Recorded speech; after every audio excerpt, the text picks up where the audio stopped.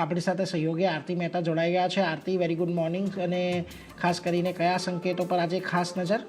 Good morning. અને global સંકેતોની જો વાત કરી લઈએ તો થોડાક મિશ્ર સંકેતો અહીંયા આપણને બનતા દેખાઈ રહ્યા છે.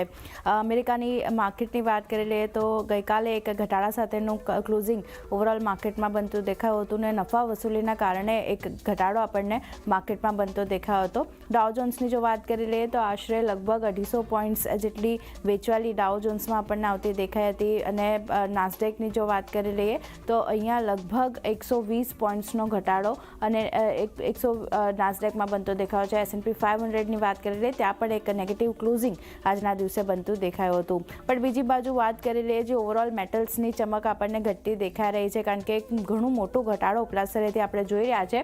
સોના ચાંદી સહિત તમામ મેટલ્સ તૂટ્યા છે ઉપલા સ્તરેથી રેકોર્ડ હાઈથી. સોનાની જો વાત કરી લઈએ તો લગભગ $200નો ઘટાડો આપણને અહીંયા બનતો દેખાઈ રહ્યો છે. ચાંદીમાં પણ જુઓ લગભગ અને ઓલમોસ્ટ 2 મહિના બાદ સોનામાં એક મોટો ઘટાડો આપણને આવતો દેખાઈ રહ્યો છે. રેકોર્ડ હાઈથી ચાંદીની જો વાત કરી લઈએ તો લગભગ $9 કિંમતો ચાંદીની આપણને ઘટતી દેખાઈ રહી છે. સાથે જ લગભગ રેકોર્ડ હાઈથી 10%થી વધારે ચાંદીની કિંમતો જે છે તે આપણને તૂટતી દેખાઈ રહી છે. જેની સાથે પ્લેટિનિયમ પેલેડિયમમાં પણ લગભગ 16%થી વધુનો ઘટાડો આપણને બનતો દેખાઈ રહ્યો છે. કોપરની જો વાત કરી લઈએ તો અહીંયા પણ રેકોર્ડ હાઈથી કોપરનો ભાવ લગભગ 4% ઘટતો દેખાયો છે. તો ઓવરઓલ જે નફા વસૂલી આપણને મેટલ્સમાં બનતી દેખાઈ રહી છે એને પણ એક ધ્યાનમાં રાખવાની રહેશે. બીજી બાજુ જો ભૌગોલિક તણાવની વાત કરી લઈએ તો પુતિનના ઘર પર અહીંયા હુમલો થવાના સમાચાર મળતા દેખાયા છે. રશિયાના રાષ્ટ્રપતિ પુતિનના ઘરે હુમલો થવાના દાવા અહીંયા બનતા દેખાયા છે. અને યુક્રેને ડ્રોન દ્વારા આ હુમલો કર્યા હોવાના અત્યારે દાવો જે છે તે અહીંયા કરતો દેખાઈ રહ્યો છે. 91 ડ્રોનનો વપરાશ થયો છે એવું અહીંયા ખાસ કરીને પુતિન તરફથી કહેવામાં આવ્યું છે કે એટલે અહીંયા એક ધ્યાન રાખવાનું રહેશે.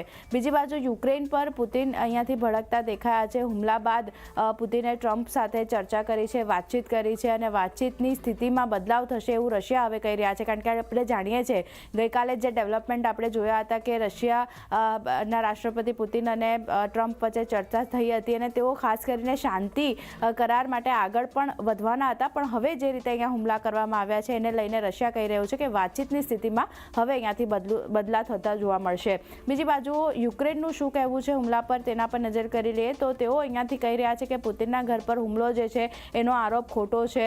હુમલાની વાત કરી રશિયા જે છે તે ખોટું બોલી રહ્યું છે અને સરકારી ઇમારતો પર ખાસ કરીને રશિયા હુમલો કરી શકે છે. આ યુક્રેન તરફથી નિવેદન અમુક આવતા દેખાઈ રહ્યા છે તો અહીંયા એક નજર રાખવાની રહેશે.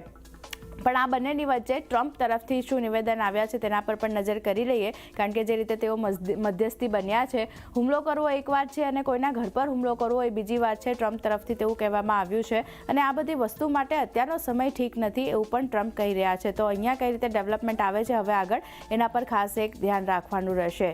બીજી બાજુ ટ્રમ્પ ઈરાન સાથે જે મુલાકાત થઈ હતી, ઇઝરાયલના PM નેતન્યાહુ સાથે તેમણે મુલાકાત કરી હતી ને ફ્લોરિડામાં આ બંને રાષ્ટ્રાધ્યક્ષો વચ્ચે મુલાકાત થઈ હતી, જેમાં ખાસ કરીને ટ્રમ્પનું કહેવું છે કે ઈરાન પર હુમલાના સમર્થનને તેઓ તૈયાર છે. ખાસ કરીને પરમાણુ ક્ષમતાને ફરી જો અહીંયાથી વિકસાવે છે તો પછી અહીંયા હુમલા થતા જોવા મળશે એવું તેઓ કહી રહ્યા છે. કારણ કે તેઓ માની રહ્યા છે કે ઈરાન જે છે તે પરમાણુ ક્ષમતાને વિકસાવી રહ્યું છે. ઈરાન બેલિસ્ટિક મિસાઇલનું ઉત્પાદન વધારવાનો પ્રયત્ન કરી રહ્યું છે તેવું પણ તેઓ કહી રહ્યા છે. તો આ બધી વસ્તુ ખાસ કરીને ધ્યાન રાખવાની રહેશે.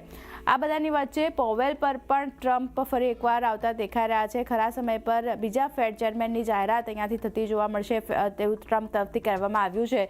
જેરોમ પોવેલે રાજીનામું આપી દેવું જોઈએ તે પણ તેઓ કહી રહ્યા છે કે બની શકે છે તેમને નોકરી પરથી પણ કાઢી મૂકવામાં આવે. ટ્રમ્પ તરફથી આ નિવેદન આવતા દેખાઈ રહ્યા છે. જાન્યુઆરીમાં કોઈ પણ સમયે આપણને નવા ફેડ જે છે એની ફેડ ચેરમેનની જાહેરાત આપણને થતી જોવા મળી શકે છે. તો આ પોવેલ પર જે રીતે ફરી એકવાર નિશાનો આવતો દેખાયો છે ટ્રમ્પનો, એના પર પણ નજર રાખવાની રહેશે. ઓવરઓલ વાત કરી લઈએ એશિયન માર્કેટની, થોડા મ્યુટેડ કામકાજ ત્યાંથી પણ આપણને બનતા દેખાયા હતા.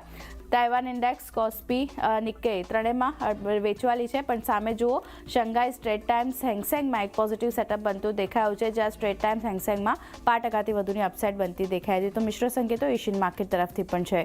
ગિફ્ટ નિફ્ટી શરૂઆતી કારોબારમાં મામૂલી એવી નરમાશ અહીંયા બનતી દેખાઈ હતી. અત્યારે 37 પોઈન્ટ જેટલી વેચવાલી અહીંયા બનતી દેખાઈ રહી છે. 25,920ના લેવલ્સ ગિફ્ટ નિફ્ટી. હવે આજે ખાસ કરીને મંથલી એક્સપાયરીનો દિવસ છે એટલે થોડી ઘણી વોલેટિલિટી તો આપણને રહેતી જોવા મળશે. પણ જે રીતે સંકેતો થોડા મ્યુટેડ બની રહ્યા છે, એક નેગેટિવિટી સાથે ઓપનિંગના સંકેતો અત્યારે બની રહ્યા છે.